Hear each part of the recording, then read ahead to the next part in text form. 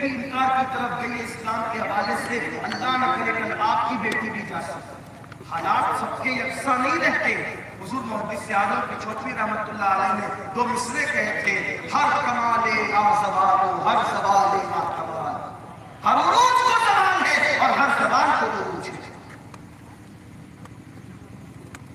اس لیے حالات سب کے یکساں نہیں رہتے۔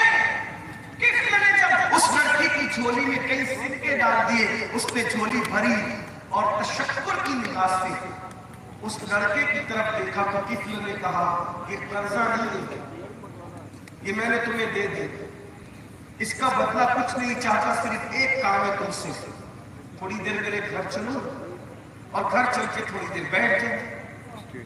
اب وہ لڑکی نہ کیسے، دیکھو کس طریقے سے قدم بڑھے، وہ شریف سی لڑکی بھی اس کو نہ نہیں کہہ سکی، اس کے گھر گئی۔ کفل نے سارے کھڑکی دروازے بند کر دیے اور گھر میں اس لڑکی کو اکیلے لے کر جب اس کی طرف بڑھنے لگا تو لڑکی کانپ گئی۔ شریف تھی نا، دیندار تھی، کانپ گئی، لیکن چونکہ مجبور تھی، کسی نے احسان کیا تو جانا پڑا اس کے ساتھ۔ اب پتا چلا لڑکیاں کسی کے ساتھ کیوں جاتی ہیں۔ یہ ظالم معاشرہ جو مدد کرنے کے موڈ میں نہیں ہے، یہ معاشرہ وہاں تک دھکیل کے لے جاتا ہے۔ کفل کے ساتھ لڑکی گئی اور یہ بات اللہ کے رسول نے بیان فرمائی ہے۔ مجبوری کہاں کہاں اس کو لے جاتی ہے، شرافت کا دامن کیسے تار ہوتا ہے۔ وہ لڑکی گئی تو کمرے میں بیٹھی تو جب کفل نے بدنیتی کے ساتھ اس کی طرف بڑھنا چاہا، وہ کانپ گئی تو کفل نے اس کو تانا دیتے ہوئے کہا، لڑکی کسی محلے کے انسان نے تیرا ساتھ تو نہیں دیا، تو کس محلے والے سے ڈر رہی ہے؟ اور محلے والے سے ڈرنے کی بات تو اس وقت تھی جب کچھ کھلا ہوتا، سارے کھڑکی دروازے بند ہیں۔ لڑکی نے جواب دیا، محلے والوں سے نہیں ڈر رہی ہوں، اللہ سے ڈر لگ رہا ہے، جو کام تو کرنے جا رہا ہے وہ تو یہ کام کئی مرتبہ کر چکا، جس زنا کی طرف تو مجھے لے جا رہا ہے تو کئی مرتبہ زنا کر چکا ہے، لیکن میں نے کبھی زنا نہیں کیا ہے۔ مجھے ڈر لگ رہا ہے کہ اللہ دیکھ رہا ہے، اللہ دیکھ رہا ہے، قیامت کے دن جب اللہ مجھ سے پوچھے گا تو نے کس بدکار کے ساتھ بدی کیوں کی تھی، تو میں اللہ کو کیا جواب دوں گی؟ میری زبان میں وہ طاقت کہاں سے آئے گی کہ میں اپنے اللہ کو جواب دے سکوں؟ اس وقت دل سے جو بات نکلتی ہے، دل میں اترتی ہے۔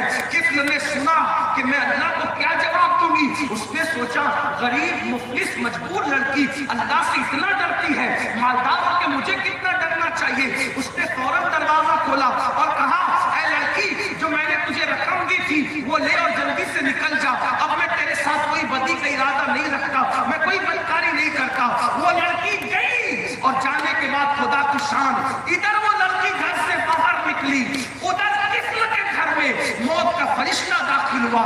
اللہ اکبر۔ یہ بھی یاد رکھنا، گناہ کرنے والوں، جرم کرنے والوں، رات کی تاریکیوں میں نرم نرم کتوں پہ زنا کی فلمیں دیکھنے والوں، موت کا کوئی بھروسہ نہیں۔ جب دل گناہ کرنے کا چاہے تو یہ سوچ لینا میں گناہ کر رہا ہوں گا، اسی وقت موت کا فرشتہ روح نکالے گا تو میں اللہ کو کیا جواب دوں گا، رب کی بارگاہ میں کیسے حاضر ہوں گا۔ ذرا یہ بھی سوچ لینا، کہتے ہیں کہ لڑکی باہر نکلی، موت کا فرشتہ گھر میں آیا اور کفل کی روح نکال لیا۔